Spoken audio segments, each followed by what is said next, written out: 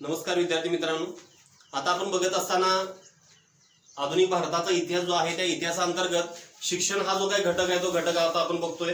आणि हा घटक आपण बघत असताना आतापर्यंत जो काय भाग आपण अभ्यासलेला आहे म्हणजे वुड्सचा अहवाल असेल 1854 चा, हंटर आहे 1882-83 चा, विद्यापीठ कायदा आपण बघितला 1904 चा, त्यानंतर प्राथमिक शिक्षण संदर्भामध्ये गोपाळकृष्ण गोखले यांनी मांडलेला जो काही ठराव आहे तो आपण बघितला 1910-11 चा, शिक्षणावरील सरकारचा ठराव आपण बघितला 21 फेब्रुवारी 1913 चा, आणि पाठिंबाचा तास आपण जर बघितला तर सॅडलर आयोग आपण बघितलेला आहे 1917 चा। म्हणजे इथपर्यंतचे अगदी 6 जे काही घटक आहेत शिक्षणावरचे आपण त्यामध्ये बघितले। आता 7वा जो काही भाग आहे तो आपल्याला बघायचा आहे तर तो आहे 1919 सालचा मॉन्टफोर्ड सुधारणा अंतर्गत कायदा। 1919 चा मॉन्टफोर्ड सुधारणा अंतर्गत कायदा, मॉन्टफोर्ड सुधारणा अंतर्गत कायदा। आता 1919 चा जो काही मॉन्टफोर्ड सुधारणा अंतर्गत जो काही कायदा होता तर त्या कायद्याचा विचार आपण जर केला तर प्रांतिक जे काही सरकार होते आपण या अगोदर जर बघितलं तर गोपाळकृष्ण गोखलेंनी काय सांगितलं होतं की शिक्षणाची तरतूद जी काही करायची आहे ही तरतूद करताना लागणारा जो पैसा असेल हा पैसा कुणी द्यायचा आहे, केंद्र सरकारनं पण द्यायचा आहे आणि राज्य सरकारनं पण द्यायचा आहे। तर या संदर्भामध्ये आपण बघितलेला आहे तर हा जो 1919 चा मॉन्टफोर्ड सुधारणा अंतर्गत कायदा आहे तर या कायद्यामध्ये काय सांगितलं आहे की जे प्रांतिक सरकार जे आहे तर या प्रांतिक शिक्षण विभाग लोकनिर्वाचित मंत्र्याकडे ह्यामध्ये दिलेला आहे। म्हणजे जो शिक्षण खातं जे निर्माण केलं होतं त्यातला शिक्षण विभाग कोणाकडे दिलेला आहे तर हा शिक्षण विभाग दिलेला आहे लोकनिर्वाचित जे काही मंत्री आहेत, लोकनिर्वाचित जे सदस्य आहेत त्या सदस्यामधून जे मंत्री झाले असतील ह्या शिक्षण खात्याचा एक मंत्री जो आहे हा मंत्री त्यामध्ये निर्माण करण्यात आलेला आहे। म्हणजे लोकनिर्वाचित मंत्री जो आहे शिक्षण विभाग सांभाळण्यासाठी जे विविध स्वरूपाचे प्रांत आहेत तर या प्रांतामध्ये एक शिक्षण खातं जे हे निर्माण केलं होतं। आता हे जे काही शिक्षण खातं जे या शिक्षण खात्यासाठी एक मंत्री दिलेला आहे, कशा अंतर्गत दिलेला आहे तर मॉन्टफोर्ड सुधारणा अंतर्गत कायदा जो आहे या कायद्यानुसार त्यामध्ये देण्यात आलेला आहे। दुसरा भाग आपण जर बघितला तर ही जी शिक्षणाचा जो काही भाग आहे तर त्या शिक्षणामधून जे केंद्र सरकार जे आहे, जे केंद्र आहे या केंद्रानं काय केलेलं आहे ते लक्ष काढलेलं आहे। या शिक्षणामधून केंद्रानं जे काही लक्ष आहे ते लक्ष त्यामध्ये काढलेलं आहे। आणि हा जो काही शिक्षण विभाग जो आहे हा शिक्षण विभाग इतर खात्यामध्ये जो ट्रान्सफर जो आहे तो ट्रान्सफर केलाय। आता शिक्षण विभागाचं जे काही शिक्षण खातं जे हे शिक्षण खातं नष्ट करण्याचा एक महत्वाचा जो काही भाग आहे तो भाग देखील केंद्र सरकारनं केलेला आहे। कारण केंद्र सरकारला मोठ्या स्वरूपामध्ये पैशाची गुंतवणूक जे किंवा जी ब्रिटिश सरकार आहे त्या ब्रिटिश सरकारला पैशाची गुंतवणूक जे ही शिक्षण विभागामध्ये करण्याची आता इच्छा राहिलेली नाही। तर त्यामुळे त्यांनी काय केलेलं आहे तर केंद्र विभागानं या शिक्षण खात्यावरचं लक्ष जे हे लक्ष त्यामध्ये काढून टाकलंय आणि ते इतर जी काही खाते आहेत तर त्या इतर खात्यांना काय केलेलं आहे हा शिक्षण विभाग जो आहे हा शिक्षण विभाग जोडलेला आहे। आणि सगळ्यात महत्वाचं म्हणजे काय तर केंद्र सरकार लक्ष काढून घेतलं, त्याचबरोबर काय केलं तर केंद्रीय अनुदान जे आहे मग शिक्षणासाठी केंद्र सरकारकडून जे अनुदान मिळत होतं ज्याला आपण काय म्हणतोय केंद्रीय अनुदान जे हे केंद्रीय अनुदान बंद झालं त्यामुळे शिक्षणाची जी काही व्यवस्था जी आहे ही व्यवस्था कोलमडली आणि शिक्षणासाठी आवश्यक असणारी जी काही सुधारणा जी ही सुधारणा इथून पुढे होऊ शकली नाही, मग या अंतर्गत होऊ शकली नाही। बघा ह्यामध्ये आपण बघितलं तर 1919 चा मॉन्टफोर्ड सुधारणा अंतर्गत कायदा त्यामध्ये 3 भाग फक्त लक्षात घ्या। एक म्हणजे काय की शिक्षण विभाग जो आहे या शिक्षण विभागासाठी जे काही प्रांत आहेत त्या प्रांतामध्ये असणारा जो काही शिक्षण विभाग आहे त्या शिक्षण विभागासाठी एक लोकनिर्वाचित मंत्र्याकडे ती जबाबदारी जी आहे ती जबाबदारी दिली। केंद्रानं काय केलेलं आहे शिक्षणावर असणारं जे काही लक्ष आहे हे लक्ष काढलेलं आहे आणि जो शिक्षण विभाग जो आहे हा शिक्षण विभाग इतर विभागांना किंवा इतर खात्यांना जोडण्याचं काम केलंय। केंद्र सरकार जे अनुदान देत होतं ते अनुदान देखील आता काय केलेलं आहे बंद केलेलं आहे। त्यामुळे आता शिक्षणाची व्यवस्था जी आहे ती व्यवस्था ज्या पद्धतीने शिक्षणाचा प्रसार व्हावा किंवा होणं आवश्यक होतं तसं ते त्यामध्ये झालेलं नाही। अलग लक्षात बघा हे 3 घटक आहे त्यामध्ये 3-4 फक्त आहेत। मॉन्टफोर्ड सुधारणा अंतर्गत कायदा जो आहे तर त्यामध्ये काय सांगितले ते एकदा व्यवस्थित बघा। अलग लक्षात शिक्षण विभागात लोकनिर्वाचित मंत्री दिलाय आणि शिक्षण विभाग काढून पण टाकलाय दुसऱ्या विभागाला जोडून टाकला तो नंतर मग तो मंत्री काय झाला मंत्री त्या विभागात जो मंत्री आहे तोच मंत्री राहिला, कॉमन मंत्री होणार, कॉमन मंत्री त्यामध्ये होणार।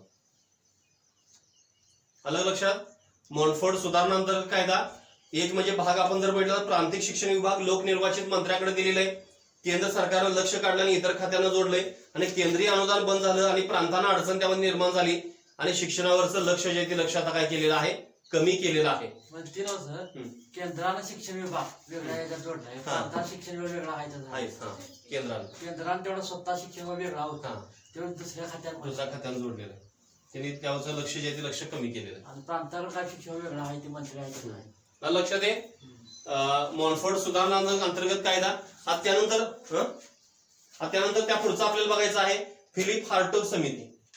फिलिप हार्टोग समिती जी आहे ते आपण बघणार आहे. त्यापुढे आहे फिलिप हार्टोग समिती. 8वा भाग आपण बघतो इथं. फिलिप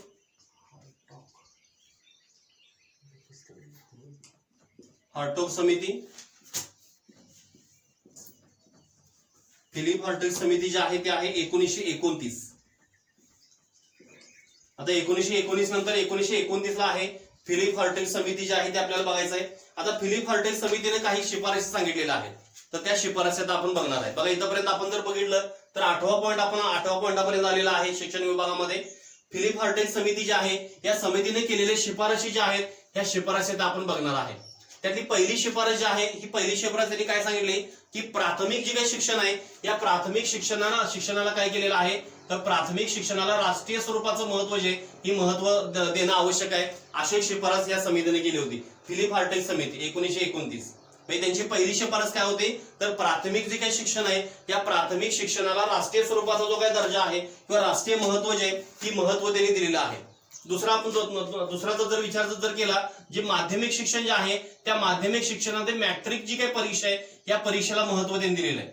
जी मॅट्रिकची जी काही परीक्षा आहे आणि त्या मॅट्रिकच्या परीक्षेवरच अनुसरून पुढे विद्यापीठी शिक्षण जे आहे म्हणजे विद्यापीठामध्ये जर तुम्हाला जर शिक्षण जर घ्यायचं असेल तर तुम्ही मॅट्रिकची परीक्षा जी आहे ही परीक्षा पास होणं आवश्यक आहे. असा एक महत्वाची शिफारस जी ती शिफारस दिलेली आहे. कोणी दिलेली आहे तर फिलिप हार्टोग समिती 1929.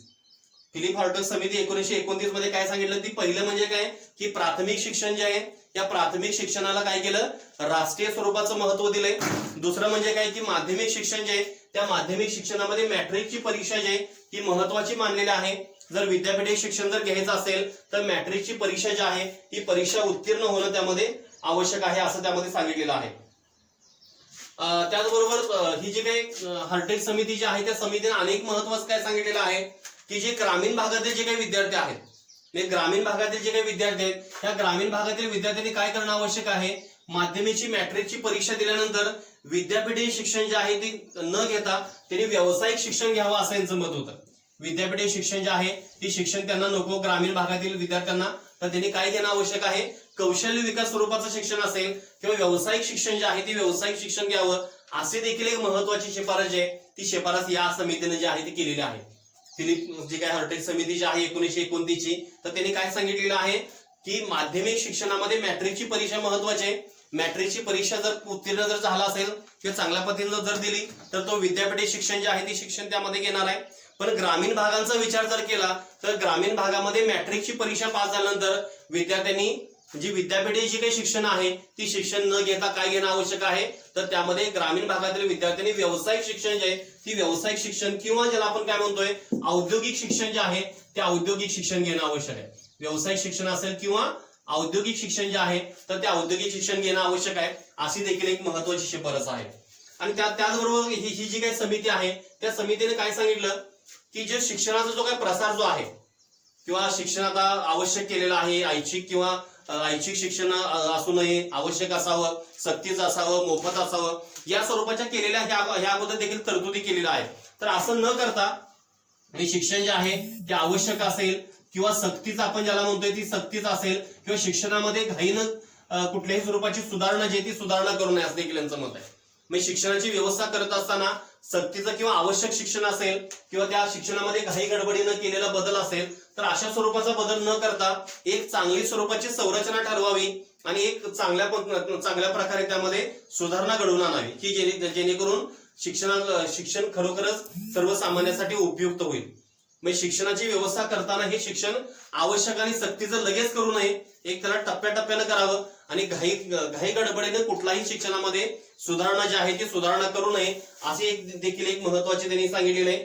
आणि त्यांनी आणखी एक सांगितलं की शिक्षणाचा जो काही दर्जा जो आहे शिक्षणाचा जो काही दर्जा जो आहे हा शिक्षणाचा दर्जा सुधारण्याची जी काही जबाबदारी जी आहे ही कुणी घ्यावी तर विद्यापीठाने घ्यावी.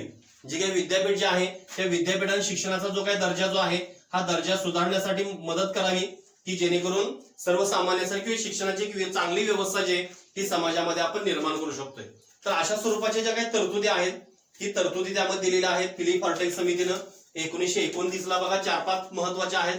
एक म्हणजे काय की प्राथमिक शिक्षण जे आहे हे प्राथमिक शिक्षणाची जी काही व्यवस्था जी आहे ही राष्ट्रीय स्तरावर याला महत्व दिले प्राथमिक शिक्षणाला. दुसरा भाग आपण जर विचार केला तर माध्यमिक शिक्षणामध्ये मॅट्रिकची परीक्षा जी आहे ती महत्वाची आहे आणि मॅट्रिकची परीक्षा उत्तीर्ण झाल्यानंतर विद्यापीठ शिक्षण मिळणार आहे. पण त्यामध्ये त्यांनी काय सांगितलं की ग्रामीण भागातील जे विद्यार्थी आहेत या ग्रामीण भागातील विद्यार्थ्यांनी काय करावं तर विद्यापीठ शिक्षण न घेता त्यांनी व्यावसायिक शिक्षण घ्यावं किंवा औद्योगिक स्वरूपाचं शिक्षण घ्यावं अशी देखील एक महत्वाची शिफारस त्यांनी मांडलेली आहे. पुढे सांगत असताना ही जी काही फिलिप हॉर्टेक समिती जी आहे ही समिती काय सांगते की समाजामध्ये होणारा शिक्षणामध्ये घाईनं होणारा जो काही बदल असेल किंवा शिक्षणाची जी आवश्यकता असेल शिक्षणाची केली जाणारी सक्ती असेल असं न करता एक संरचना त्यामध्ये ठरवणं आवश्यक आहे आणि त्या संरचनात्मक स्वरूपाचा बदल जो आहे हा बदल करावा की जेणेकरून शिक्षणाची व्यवस्था चांगली निर्माण होऊ शकते. आणि 5वा जो आहे तो शिक्षणाचा जो काही दर्जा जो आहे हा सुधारण्याची जबाबदारी कुणी घ्यावी तर विद्यापीठाने घ्यावी की जेणेकरून दर्जेदार शिक्षण विद्यार्थ्यांच्या पर्यंत पोहोचेल आणि ज्याचा फायदा जो आहे हा समाजाला होईल. असं देखील एक मत जे आहे ती यामध्ये सांगण्यात आलेलं आहे. बघा फिलिप हॉर्टेक समिती जी आहे ते आपण बघितले 1929 म्हणजे 8 घटक जे ते आपण बघितले अगदी 1854 पासून ते 1929 पर्यंत आपण इथं आलेलो आहे. 1800 त्यानंतर आता आपल्याला बघायचं त्यापुढे जे आहे ते अबर्ट वूड समिती बघायची आहे 1936-37. या अगोदर बघताना वर्धा योजना देखील खूप महत्वाच्या आहे ते आपण पुढच्या तासाला बघणार आहे. पण आता आपण बघताना अबर्ट वूड समिती जी आहे ती 1936-37 ह्याचं महत्वाचं काम काय आहे तर प्रांतिक सरकार जे आहे या प्रांतिक सरकारच्या ज्या समस्या ज्या आहेत या समस्यावर उपाययोजना करण्यासाठी ही समिती गठीत करण्यात आली. म्हणजे जे काही व्यावसायिक शिक्षण देणारे विविध स्वरूपाचे तांत्रिक कमिशनची नियुक्ती जी आहे ती नियुक्ती या संदर्भात केलेली आहे. म्हणजे पॉलिटेक्निक कॉलेज आपण जे काय म्हणतोय हे पॉलिटेक्निक कॉलेज निर्माण करण्याची जी काही शिफारस आहे ही कोणाची आहे तर अबर्ट वूड समितीची आहे 1936. म्हणजे शिक्षण समस्यावर प्रांतिक सरकार उपाययोजना करणं आवश्यक आहे आणि ती उपाययोजना करण्यासाठी जी असणारी जी काही समिती आहे ती समिती आहे अबर्ट वूड समिती. आणि त्याने एक महत्वाचं काय सांगितलेलं आहे तर अखिल भारतीय तांत्रिक जी काही कमिशनर जी आहे ती जी निर्मिती केलेली आहे अखिल भारतीय तांत्रिक कमिशन जे आहे ती तांत्रिक कमिशनची निर्मिती जी आहे ती निर्मिती याद्वारे करण्यात आली आहे.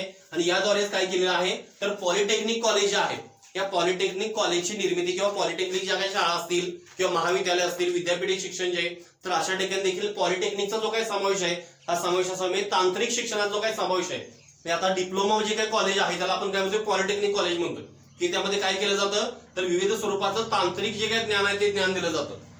मग तशा स्वरूपाची जी काही व्यवस्था जी आहे ती अबर्ट वूड समितीनं तशी शिफारस केलेली होती. म्हणजे कशाची आहे तर 1936-37 अखिल भारतीय तांत्रिक जे काही कमिशन जे आहे याची निर्मिती या अंतर्गत काय आहे तर पॉलिटेक्निक महाविद्यालय जे आहे ही निर्माण करावा असा एक महत्वाचा उद्देशांचा होता. एवढंच आहे यांचं. म्हणजे आता आपण जर बघितलं तर एकूण 9 जे पॉईंट आहेत ते सलग आपल्या लक्षात राहणं आवश्यक आहे.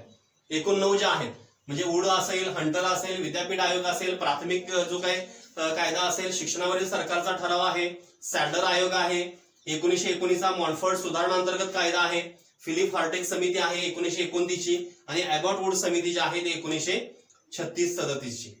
येईल का सांगायला एवढं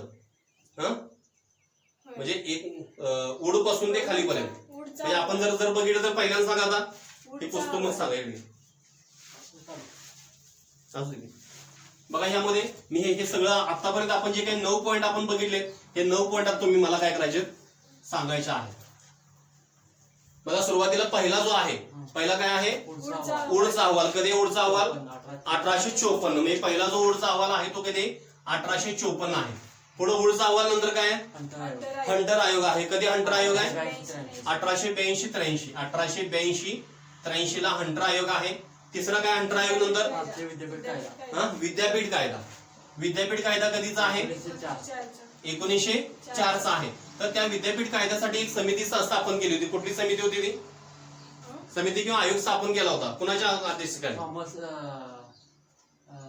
नाही कर्जने केला होता. कर्जनं केला होता. शिमला या ठिकाणी परिषद केली होती. थॉमस म्हणून नाव काहीतरी थॉमस.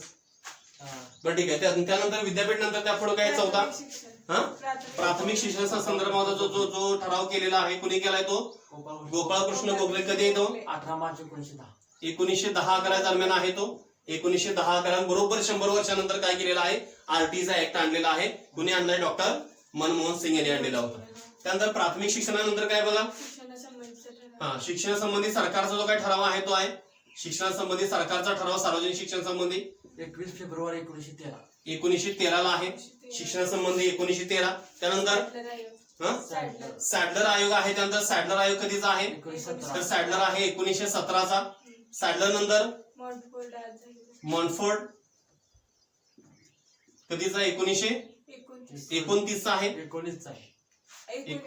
1929 आहे मॉन्टफोर्ड. त्यानंतर हॉर्टक समिती जी आहे ती आहे 1929 ची हॉर्टक समिती. आणि आता आपण शेवटी काय बघितलं 36 काय बघितलेलं आहे ॲबॉट.